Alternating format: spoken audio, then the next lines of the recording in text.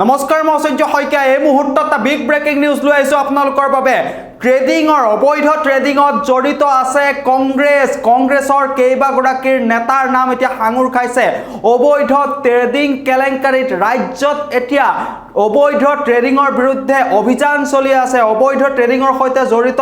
বহু কেইজন লোকক আৰক্ষীয়ে আটক কৰিছে সুমি বৰা তাৰ্কিক বৰা বৰ্তমান জেলত আছে বিশাল ফুকন জেলত আছে আৰু লগতে স্বপ্নিল দাস পলায়ন কৰি আছে কিন্তু এবাৰ ট্ৰেডিংত নাম হাঙুৰ খাইছে কংগ্ৰেছৰ বহু কেইগৰাকী নেতাৰ নাম লগতে এগৰাকী কংগ্ৰেছৰ বিধায়কৰ নাম হাঙুৰ খাইছে অবৈধ ট্ৰেডিং কেলেংকাৰীত কংগ্ৰেছৰ এগৰাকী বিধায়কৰ ভাড়া ঘৰৰ পৰাই স্বপ্ননীল দাসে ট্ৰেডিংৰ জাল পাতিছিল এই তথ্য এতিয়া পোহৰলৈ আহিছে যে কংগ্ৰেছ জড়িত হৈ আছে আৰু আৰক্ষীয়ে যাতে ট্ৰেডিংৰ সৈতে জড়িতসকলৰ যি তেওঁলোকে তদন্ত কৰি আছে সেই তদন্ত যাতে ভালদৰে কৰিব নোৱাৰে তাৰ বাবে কংগ্ৰেছ দলে ষড়যন্ত্ৰ কৰাৰো অভিযোগ এটা উত্থাপন হৈছে বহুকেইটা অভিযোগ উত্থাপন হৈছে কংগ্ৰেছৰ বিৰুদ্ধে কংগ্ৰেছ দলৰ কেইবাগৰাকী নেতাৰ নাম হাঙুৰ খাইছে বিধায়কৰ নাম হাঙুৰ খাইছে ট্ৰেডিং কেলেংকাৰীত অবৈধ ট্ৰেডিং কেলেংকাৰীত নাম হাঙুৰ খাইছে বিশেষকৈ স্বপ্ননীল দাস বৰ্তমান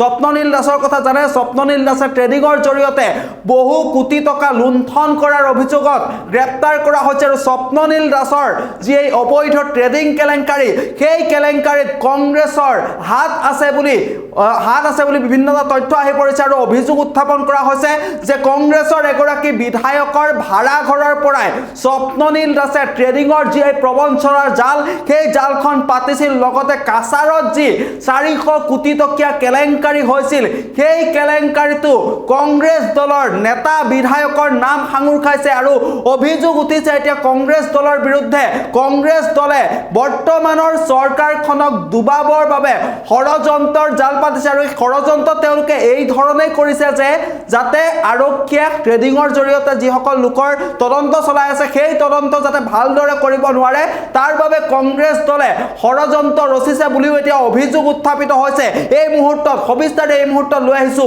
আপোনালোকৰ বাবে আমি জনাইছো এই মুহূৰ্তত বিগ ব্ৰেকিং কংগ্ৰেছৰ ছত্ৰছায়াত চলিছিল অবৈধ ট্ৰেডিং আৰু যুৱ কংগ্ৰেছৰ সভাপতি জুবেৰ এনামৰ নাম হাঙুৰ খাইছে অবৈধ ট্ৰেডিংত লগতে নাম হাঙুৰ খাইছে লাঘৰিঘাটৰ বিধায়ক আসিফ নাজাৰৰ আৰু আসিফ নাজাৰৰ ভাড়া ঘৰৰ পৰা স্বপ্ননীল দাসে মেলিছিল লুণ্ঠনৰ জাল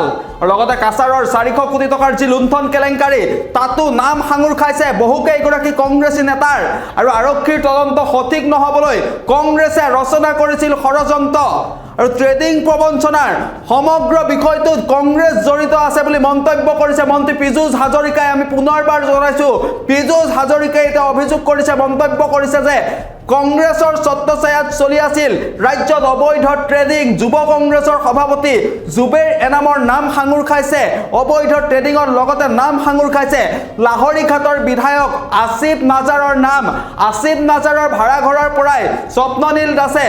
লুণ্ঠনৰ জাল মেলিছিল লগতে কাছাৰৰ যি 400 কোটি টকাৰ কেলেংকাৰী সেই কেলেংকাৰীটো কংগ্ৰেছী নেতাৰ নাম হাঙুৰ খাইছে আৰক্ষীৰ তদন্ত সঠিক নহবৰ বাবে কংগ্ৰেছে ষড়যন্ত্ৰ ৰচনা কৰিছিল আৰু ট্ৰেডিং প্ৰবঞ্চনাৰ সমগ্ৰ বিষয়টোৰ সৈতে কংগ্ৰেছ জড়িত আছে বুলি মন্তব্য কৰিছে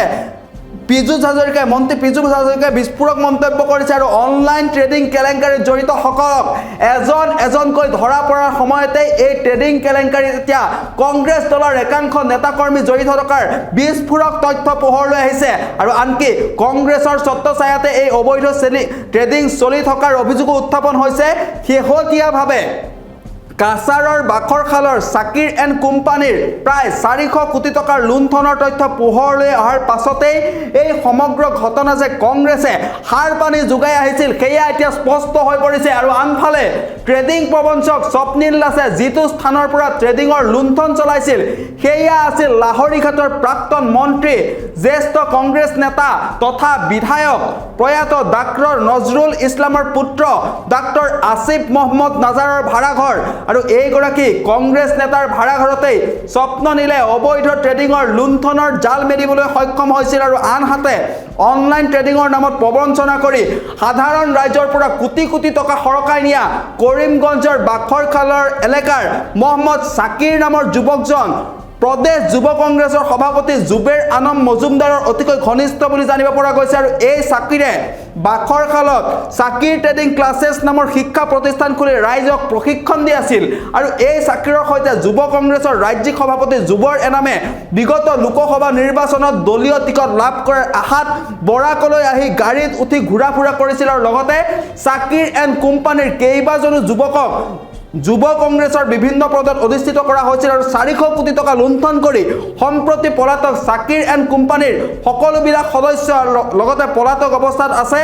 যুৱ কংগ্ৰেছী নেতা জুবেৰ এনাম আৰু মুন্না ওৰফে মুজাকিৰ আহমেদ নাৰ আন এজন যুৱক চাকিৰৰ অন্যতম সহযোগী বুলি জানিব পৰা গৈছে আৰু এওঁৰো আছে প্ৰদেশ যুৱ কংগ্ৰেছৰ সভাপতি জুবেৰ আনম মজুমদাৰৰ সৈতে সুসম্পৰ্ক আৰু যুৱ কংগ্ৰেছে চাকিৰৰ পৰা 5 লাখৰো অধিক টকা লৈছিল বুলি তথ্য পোহৰলৈ আহিছে আৰু যাৰ সুবাদতে লুণ্ঠনৰ এজেণ্টক যুৱ কংগ্ৰেছত দিছিল বিভিন্ন পদ আৰু মহম্মদ আফছাদ যুৱ কংগ্ৰেছৰ সম্পাদকো জড়িত আছে এই লুণ্ঠনত একেদৰে মুজাকিৰক NSUৰ সম্পাদক পদ যচা হৈছিল আৰু পলাতক আটাইৰে বিৰুদ্ধে ইতিমধ্যে আৰক্ষীয়ে লুক আউট নোটিছ জাৰি কৰিছে আৰু যোৱাকালি মন্ত্ৰী পীযুষ হাজৰিকাই এই সমগ্ৰ ঘটনা সন্দৰ্ভত নিজৰ প্ৰতিক্ৰিয়া প্ৰকাশ কৰিছে আৰু কৈছে যে ট্ৰেডিং প্ৰবঞ্চনাৰ এই সমগ্ৰ বিষয়টোত কংগ্ৰেছ জড়িত হৈ আছে বুলি পীযুষ হাজৰিকাই মন্তব্য কৰিছে আৰু লগতে কয় যে তদন্তত এই সকলোবিলাক পোহৰলৈ আহিব কংগ্ৰেছে যি ৰহস্য কংগ্ৰেছে যি ষড়যন্ত্ৰ কৰিছিল সকলোবিলাক ফাদিল হ'ব অতি শীঘ্ৰে আৰু ইয়াৰ বিৰুদ্ধে যি ব্যৱস্থা ল'ব লাগে আমি ল'ম আৰু সকলো প্ৰচেষ্টা অব্যাহত ৰাখিম আৰু লগতে মন্ত্ৰীগৰাকীয়ে সাংবাদিকৰ আগত মন্তব্য কৰি কয় যে অনলাইন ট্ৰেডিঙে হওক বা প্ৰবঞ্চনাই হওক ইয়াৰ লগত জড়িত এজনো লোক খাৰি যাব নোৱাৰে আৰু ডক্টৰ হিমন্ত বিশ্ব শৰ্মাৰ চৰকাৰখনৰ নীতি হ'ল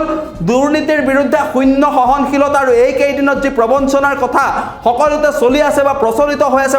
বা ব্যাপক চৰ্চা লাভ কৰিছে অনলাইন ট্ৰেডিঙৰ যোগেদি মানুহক সৰ্বশান্ত কৰা হৈছে মানুহৰ টকা পইচা আত্মসাৎ কৰা হৈছে আৰু ইয়াৰ বিৰুদ্ধে চৰকাৰৰ স্পষ্ট নীতি যে শূন্য সহনশীলতা গতিকে যিসকল ব্যক্তি অভিযুক্ত বুলি নাম ওলাইছিল প্ৰায় সংখ্যক ব্যক্তিকেই কৰায়ত্ব কৰা হৈছে আৰু যি দুই এজন পলাই আছে কোনো পলাই থাকিব নোৱাৰে লগতে পীযুষ হাজৰিকাই কয় যে হিমন্ত বিশ্ব শৰ্মা এই ক্ষেত্ৰত অত্যন্ত কঠোৰ যি এজন দুজন পলাই আছে তেওঁলোকো বেছি দিন পলাই থাকিব নোৱাৰে কোনোবাই যদি সঁচাকৈ প্ৰবঞ্চনা কৰিছে তেওঁলোকৰ বিৰুদ্ধে কঠোৰ ব্যৱস্থা নিশ্চয়কৈ লোৱা হ'ব আৰু মন্ত্ৰীগৰাকীয়ে এই কথা মন্তব্য কৰিছে লগতে কৈছে যে অসম চৰকাৰ বা অসম আৰক্ষীয়ে গুৰুত্ব সহকাৰে এই বিষয়টোৰ তদন্ত কৰি আছিল আৰু তদন্ত যাতে হৈ নুঠে ইয়াৰ বাবে মানুহে যাতে চৰকাৰখনক বেয়া পায় তাৰ কাৰণে কংগ্ৰেছে ষড়যন্ত্ৰ ৰচনা কৰিছিল কিন্তু সেই ষড়যন্ত্ৰৰ ৰহস্য ফাদিল হ'ল কিয়নো সুমি বৰা আৰু লগতে অন্য